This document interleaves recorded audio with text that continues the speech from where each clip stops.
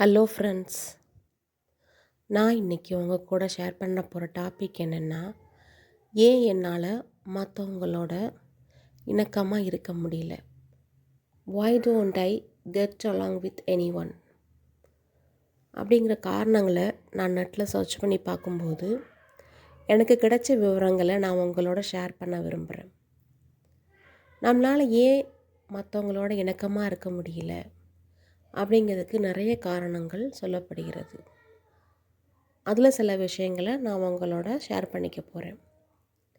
முதல் காரணமாக சொல்லப்படுகிறது லோ செல்ஃப் எஸ்டீம், அதாவது தாழ்வு மனப்பான்மை.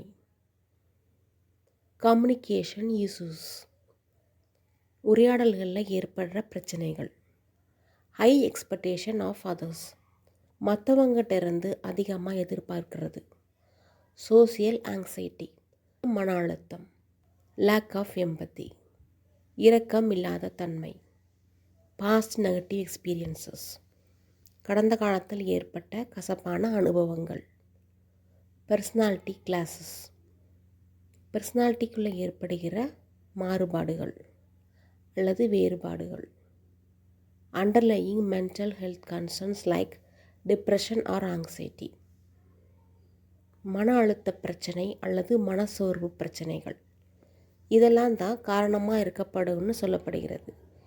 இது ஒன்றையே நம்ம விரிவாக பார்க்க போகிறோம். கம்யூனிகேஷன் ஸ்டைல், அதாவது ஒவ்வொருத்தருக்கும் ஒவ்வொரு ஸ்டைல் ஆஃப் கம்யூனிகேஷன், அதாவது உரையாடல் பண்ணுற தன்மை இருக்கும். நாம் ஒரு குட் லிசனராக இல்லாமல் மற்றவங்க சொல்கிறத கேட்காம இன்டரப்டிங், அதாவது இடையில பேசுகிறது, இல்லைனா மற்றவங்களோட ஃபீலிங்ஸை புரிஞ்சிக்காம ரொம்ப டைரெக்டாக பேசுகிறது, ஹார்ஸாக பேசுகிறது, மற்றவங்க மனசு புண்படும்படியாக பேசும்போது மற்றவங்களோட நம்ம இணக்கமாக இருக்கிறதுக்கு ஒரு தடை ஏற்படுது.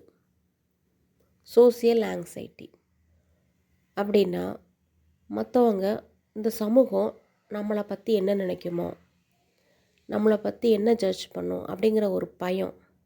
இதனால் நம்ம இந்த சமூகத்திலிருந்து தள்ளி இருக்கணும் அப்படிங்கிற முடிவுக்கு வரோம். அடுத்தது அன்ரியலிஸ்டிக் எக்ஸ்பெக்டேஷன், அதாவது அதிகமான எதிர்பார்ப்புகள்.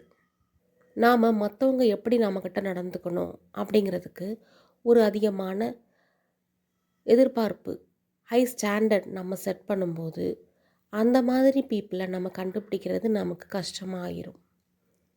மற்றவங்க எப்படி இருக்கணும் அப்படிங்கிறதுக்கு ஹை ஸ்டாண்டர்ட் நம்ம செட் பண்ணும்போது நம்மளுடைய கண்டிஷன்ஸ்க்கு ஏற்ற மாதிரியான பீப்புளை கண்டுபிடிக்கிறது கஷ்டமாக போய்விடும். லேக் ஆஃப் எம்பத்தி, மற்றவங்களை புரிஞ்சிக்கிறதுக்கு கஷ்டப்படுறது, இல்லைன்னா மற்ற மக்களோட எமோஷன்ஸை அண்டர்ஸ்டாண்ட் பண்ணுறதுக்கு, எமோஷனோட ரிலேட் பண்ண முடியாமல் இருக்கிறதும் ஒரு காரணமாக சொல்லப்படுகிறது. பாஸ்ட் நெகட்டிவ் எக்ஸ்பீரியன்சஸ், கடந்த காலத்தில் நமக்கு ஏற்பட்ட கசப்பான அனுபவங்கள், கடந்த காலத்தில் நம்ம ஏற்பட்ட துரோகம், உறவினர்கள் மூலம் ஏற்பட்ட காயங்கள் மற்றவங்க மேலே ஒரு அவநம்பிக்கையை ஏற்படுத்தி புது பீப்புளோட கனெக்ட் ஆகிறதுக்கு கஷ்டமாயிருது.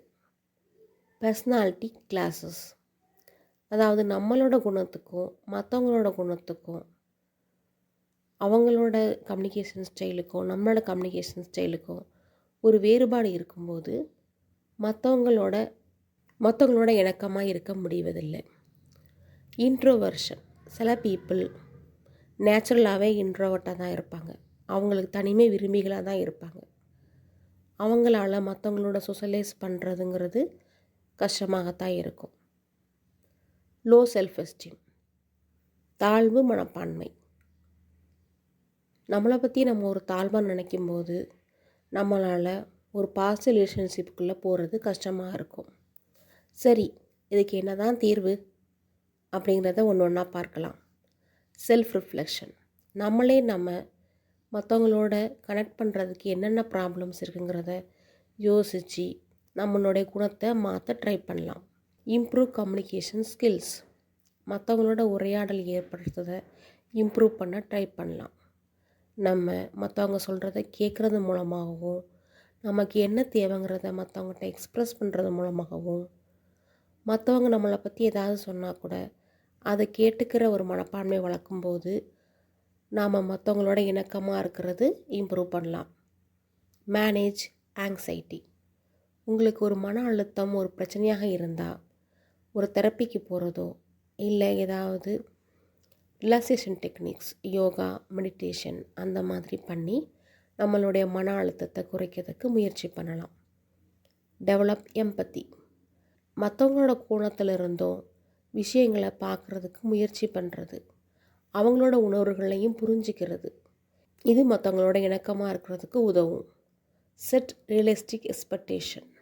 அதாவது அதிகமான எதிர்பார்ப்புகளை வைக்கிறது தப்பு. எல்லாருமே நம்ம நினைக்கிற மாதிரி ஒரு ஐடியலான ஃப்ரெண்டாக இருக்க முடியாது. அதனால் எல்லாத்திருந்தும் அதிகமாக எதிர்பார்க்காம எல்லா ரிலேஷன்ஷிப்க்கும் நீங்கள் ஓப்பனாக இருக்க ட்ரை பண்ணலாம். Seek professional help. இது எல்லாமும் தாண்டியும் உங்களுக்கு ஏதாவது மென்டல் ஹெல்த் ப்ராப்ளம் இருக்கிற மாதிரி உங்களுக்கு சந்தேகம் வந்துச்சுன்னா நாம் ஒரு சைக்காலஜிஸ்ட்டையோ போய் மீட் பண்ணுறது தப்பே இல்லை. ஹோப் இது உங்களுக்கு உதவியாக இருக்கும்னு நினைக்கிறேன். நன்றி.